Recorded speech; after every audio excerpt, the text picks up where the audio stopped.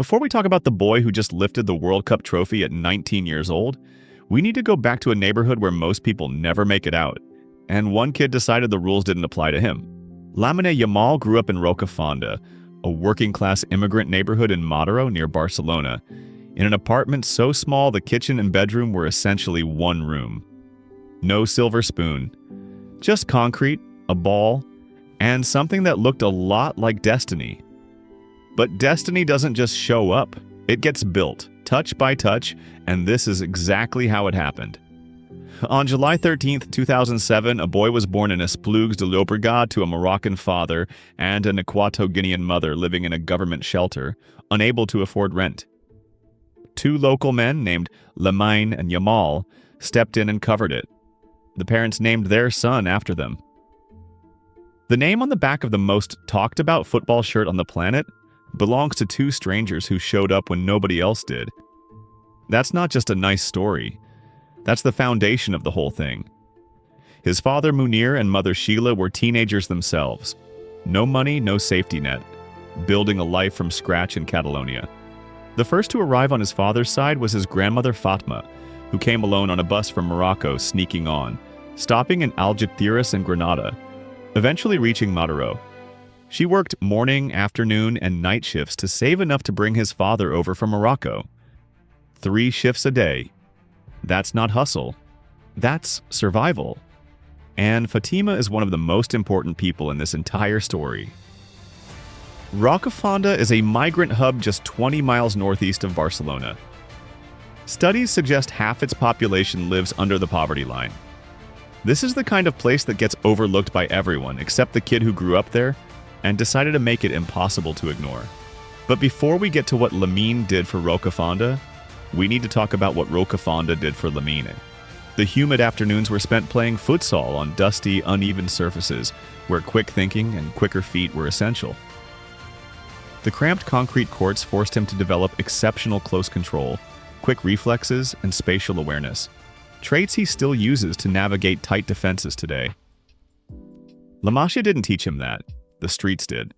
Now here's a twist no screenwriter would dare invent. In 2007, local newspaper Diario Sport and UNICEF organized a charity raffle in Mataró. Yamal's family won, earning a spot in a calendar photo shoot. The session featured a 20-year-old Lionel Messi holding a 6-month-old Yamal in a plastic baby bathtub inside the Camp Nou dressing room. A baby in a bathtub, being held by the greatest footballer of all time. At the stadium, that baby would one day call home. Those photos went viral 19 years later, as the two were set to face each other as their nation's star players in the 2026 World Cup final. Baby in a bathtub. World Cup final. Same two people. Unbelievable. His parents separated when he was 3, and he alternated between Mataró and Granollers to spend time with both. In the middle of that upheaval, football became the one constant. Fatima stepped in again, managing his daily routine, making sure he made every training session. Grandmothers. Underrated. Absolutely underrated. The door into organized football opened at a fast food restaurant. Yamal's mother worked there while raising her son and encouraging his football dreams. She met the daughter of CF La Torreta youth coordinator, Inocente Diaz, who later made sure money would never prevent Yamal from playing. A chance encounter. A waived registration fee. A door opened. This moment never makes the highlight reels, but without it, none of the highlights happen. He started at CF La Torreta at age 4. When he was 6, a Barca scout in Mataró filed a report. This kid was different to everyone else in his age group. They invited him to the Ciutat Esportiva. Former La Masia director Jordi Rora later said he was the biggest talent he'd seen at the academy in a long time. Could beat players, dribble, had confidence, was a great goal scorer. The talent was already there. The body just needed to catch up. Yamal arrived at FC Barcelona at 7. At La Masia, the academy that produced Messi, Xavi, and Iniesta, he didn't just survive, he lapped it. Added to the juvenile A team above his age grade, He was selected by Xavi to train with the first team in September of 2022, still without a professional contract. A 15-year-old making seasoned La Liga pros look over their shoulder. Xavi later said, "We could see that Lamine was different even at 15. He understands everything and always makes the right decision." Then came April 29, 2023. Yamal made his first team debut, replacing Gavi in the 83rd minute of a 4-0 win against Real Betis. He became the youngest player to appear for Barcelona's first team since the 15-year-old Armando Sagi in 1922, over a century before. 100 years of legends in that shirt.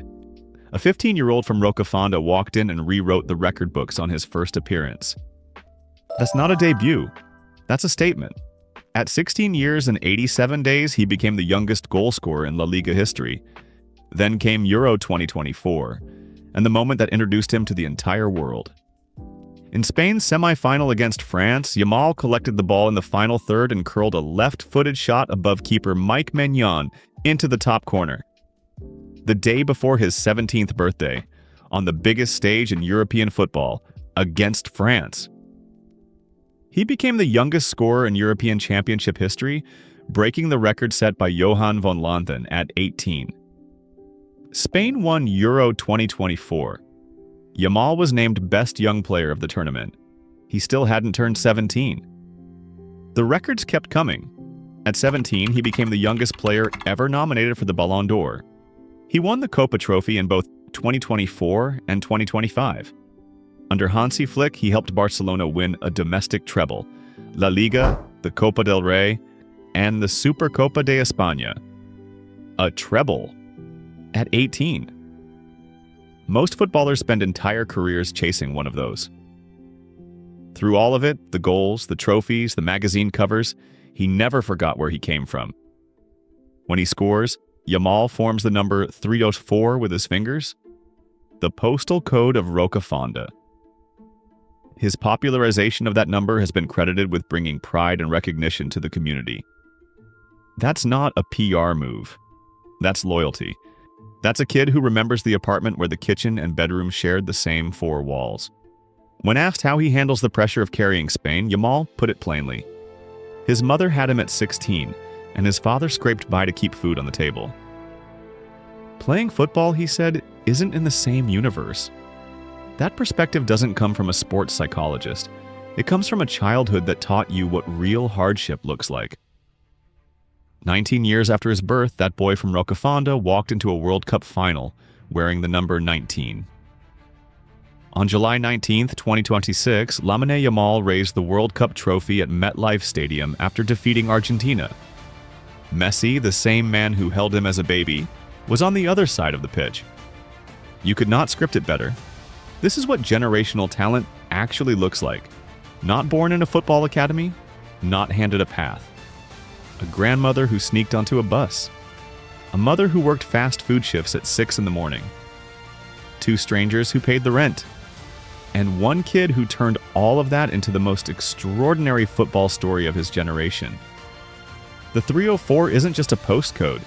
It's a reminder that where you start has absolutely nothing to do with where you finish. If this story hit different for you, smash that like button and subscribe, because we're just getting started. Drop in the comments. What's the moment in Lamine Yamal's story that blew your mind the most? Let's talk about it.